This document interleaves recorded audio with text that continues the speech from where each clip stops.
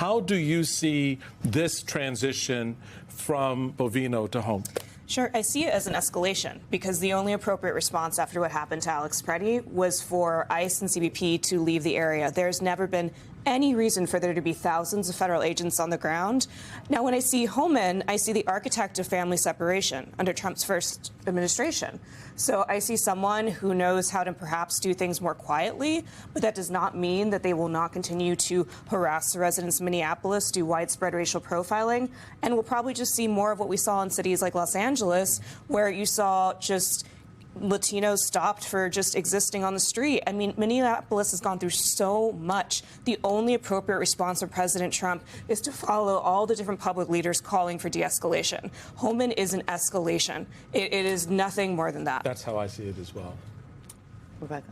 I would simply say that changing leadership isn't the goal. It's changing the approach that we really need. Say more, Deborah, say more. Look, I agree with what Andrea said. Tom Homan has done some things that I'm very concerned about. Greg Bovino has done things that I'm very concerned about. Simply changing the leadership is like putting lipstick on a pig. And so, you know, we need a change in approach. And as Andrea said, the administration could de-escalate this any moment it chose to.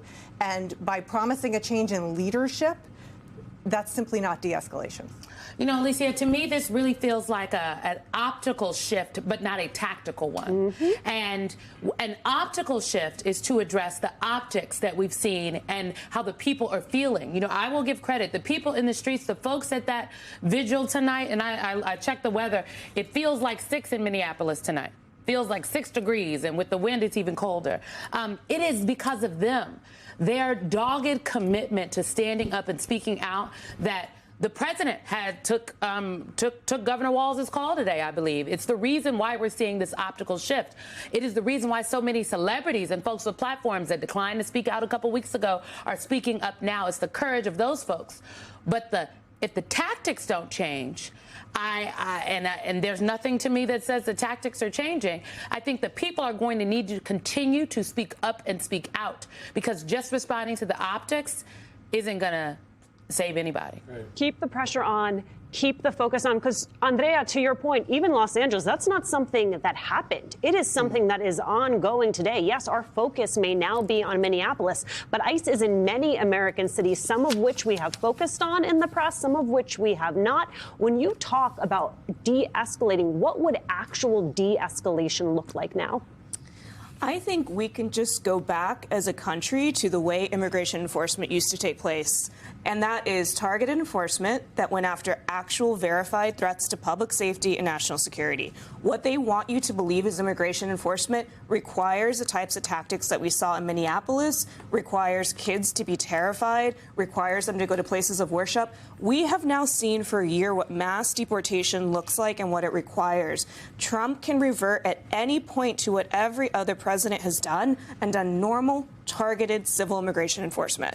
And that is what we should be pushing for. It is not enough to say, just leave Minneapolis, because as long as your goal is to arrest a child in Minneapolis and send them to family detention in Texas, and now try and send that same family to Mexico, which is what's happening quietly behind the scenes, that's mass deportations, and that's what we have to be clear about. It's not just enough to limit ICE's funding. It's a bigger question about how immigration reform fits into this fight for our democracy. It's such an excellent point, Deborah, because a lot of this idea of de-escalation is, in many estimations, a product of miscalculation by this administration, where they've gone into this thinking one thing, sort of throwing out the old rules and the old ways, because they think, oh, yes, if we arm up, to the hilt, CBP and ICE agents to go roam the streets of an American city. We saw that play out right here in my backyard of my hometown of D.C. That's the miscalculation, because that's not what folks see. Headlines again talking about Border Patrol perspectives. You have a Border Patrol official who was granted anonymity to speak freely, said Trump administration should wait for an investigation before making definitive statements about Preddy's killing. Border Patrol agents, the official argued, have been beat up by both sides of the political spectrum in recent years. First, by some conservatives who accused them of being complicit in the crisis at the U.S. southern border under former President Joe Biden, and now by liberals angry over President Trump's deportation crackdown. We are being politicized, and that's not the job we signed up for, the Border Patrol official said. What does that say to you when you hear someone who's in this space, who is a Border Patrol official, responding this way? I think that the law enforcement agents in DHS, many of them, not all of them, many of them are frustrated.